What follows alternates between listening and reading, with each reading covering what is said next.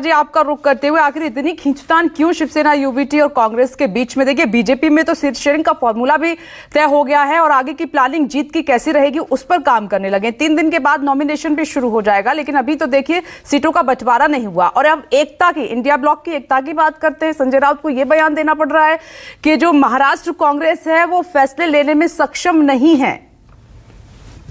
देखिए विपनेश जी, ये बिल्कुल एक तरीके से भ्रम फैलाया जा रहा है। महाविकृति जो वहां पे भाजपा शिवसेना शिंदे गुट की शिवसेना है, तो ये महायुति नहीं है, ये महाविकृति गठबंधन है इनका। इस अजित पवार के साथ किस तरीके से इन्होंने तालमेल बैठाया था, अजित पवार ने किस तरीके से इनके ऊपर आरोप लगाए थे, नरेंद्र मोदी जी ने किस तरीके से अजित पवार के ऊपर आरोप लगाए थे, तो महायुति नहीं है, महाविकृति है। जहां महाविकृति होती है वहां पे महाविनाश होता है। तो महाविनाश इन लोगों ने महाराष्ट्र की जनता का किया है। तो अब महाराष्ट्र की जनता महाविकृति का महाविनाश करने जाएगी इस चुनाव में।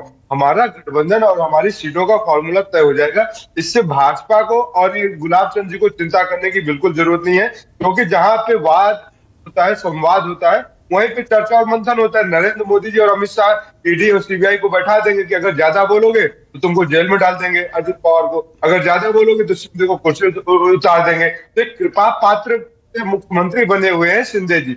30-35 विधायक लेके भाजपा ने इतना बड़ा क्यों दिल दिखाया कि शिंदे को मुख्यमंत्री बना दिया?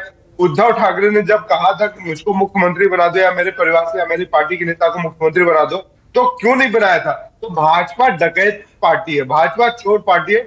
2 पार्टियों को इन्होंने तोड़ा। दीपक जी, मेरे सवाल का जवाब नहीं है। मैंने ये पूछा कि जहां बीजेपी में सीट शेयरिंग का फॉर्मूला दोनों राज्यों में तय हो गया है, झारखंड और महाराष्ट्र में, वहां हम देख रहे हैं कि अभी तो खींचतानी चल रही है कांग्रेस और शिवसेना यूबीटी में। सीट शेयरिंग का फॉर्मूला कब तय होगा? और आप एकता की बात कर रहे हैं, ये जो बयान है ये एकता की तरफ कहां इशारा कर रहे हैं, जैसे संजय राउत ने कहा है? और इसीलिए देखिए आपके प्रदेश प्रभारी आज मातोश्री जा रहे हैं, अध्यक्ष तो जा ही नहीं रहे। उन्होंने कहा हम बात ही नहीं करेंगे नाना पटोले से। देखिए विपनेश जी, सबसे बड़ी बात है, संवाद होता है तो संवाद में एक दूसरे के यहाँ जाना होता है, एक दूसरे की पार्टी के दफ्तर में भी जाएंगे, एक दूसरे के घर भी जाएंगे, ये संवाद होता है।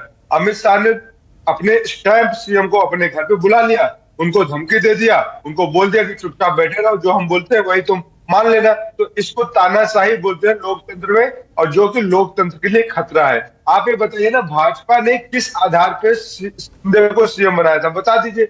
भाजपा के प्रवक्ता बता दे, शिंदे के प्रवक्ता बता दे, या एनसीपी के प्रवक्ता बता दे। ऐसी कौन सी मजबूरी थी भाजपा ने शिंदे को सीएम बनाया? क्योंकि इनके पास तो 100 से ज्यादा एमएलए थे भाजपा के पास, भाजपा ने क्यों नहीं अपना मुख्यमंत्री बनाया? तो इसको बोलते हैं स्टैंप सीएम। और स्टैंप सीएम को आप जैसे चाहोगे कठपुतलियों की तरह नचाते रहोगे। जहां पे जनता के विकास के मुद्दों की बात आती है, वहां पे भाजपा दूर दूर तक आपको नजर नहीं आएगी। इनको सिर्फ सत्ता चाहिए, सत्ता के लोभी है। बात ये आ रही है कांग्रेस, उद्धव ठाकरे गुट शिवसेना और एनसीपी शरद पवार, हम लोग वार्तालाप कर रहे हैं। अभी 3 दिन का टाइम है, 3 दिन में हम नतीजे तय कर ले। बात ये हो रही है कि कौन व्यक्ति कहां पर जीत सकता है, किसको टिकट दिया जाए, उस पर मंथन हो रहा है। बात ये नहीं हो रही। संजय राउत खुद कह रहे हैं कि बहुत देरी हो गई है, यहाँ पर जो नेता हैं महाराष्ट्र में कांग्रेस के वो फैसला लेने में सक्षम नहीं है, लिस्ट दिल्ली भेजी जाती है, वक्त इतना है नहीं, 3 दिन के बाद नॉमिनेशन है। और कांग्रेस कह रही है स्पीड ब्रेकर आते रहते हैं। आपको लगता नहीं है दीपक झा जी, स्पीड ब्रेकर ज्यादा हो जाए तो फिर दिक्कत आती ही आती है? कोई ज्यादा स्पीड ब्रेकर नहीं पड़ गए हैं क्या? देखिए विपनेश जी, यहाँ कोई स्पीड ब्रेकर नहीं है। बात होती है राज्य की कांग्रेस कमेटी होती है, फिर सेंट्रल की कमेटी होती है। तो राज्यों ने अपने अपने नाम भेज दिए, 3 नाम आते हैं हर स्टेट से, हर विधानसभा क्षेत्रों से। उसके बाद सेंट्रल की जो इलेक्शन कमेटी की स्क्रीनिंग कमेटी होती है उसकी बैठक होती है। तो सेंट्रल में बैठक हो रही है, सेंट्रल से जो निकल के आएगा, जो छन के जाएगा, वो राज्यों को सूचित कर दिया जाता है, उन कैंडिडेट्स का नाम आ जाएगा। सिंपल सी बात है, बहुत साधारण बात है। इसीलिए मैंने कहा कि रुक कर चलते हैं, आराम से चलते हैं और जनता के मुद्दों के साथ। देखिए कांग्रेस को ऐसा लग रहा है, लेकिन शिवसेना यूबीटी को नहीं लग रहा। वो जानते हैं कि समय कम है, ये आराम से करने का काम बिल्कुल नहीं है। मैं आऊंगी बीजेपी